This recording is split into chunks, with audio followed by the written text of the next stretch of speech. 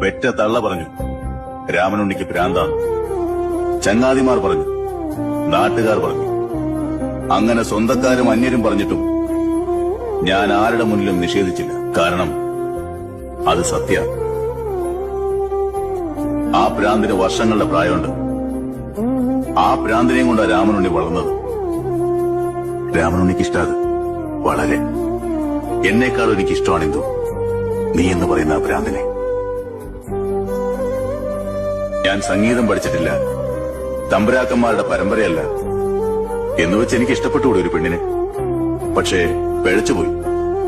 നിന്നെ കിട്ടാൻ വേണ്ടി ഞാൻ പെട്ട പാടുകളെല്ലാം വെറുതെയായി. പെറ്റ തള്ള പറഞ്ഞു രാമനുണ്ണിക്ക് ഭ്രാന്താണ്. ചങ്ങാതിമാർ പറഞ്ഞു, നാട്ടുകാർ പറഞ്ഞു, അങ്ങനെ സ്വന്തക്കാരും അന്യരും പറഞ്ഞിട്ടും ഞാൻ ആരുടെ മുന്നിലും നിഷേധിച്ചില്ല. കാരണം അത് സത്യ.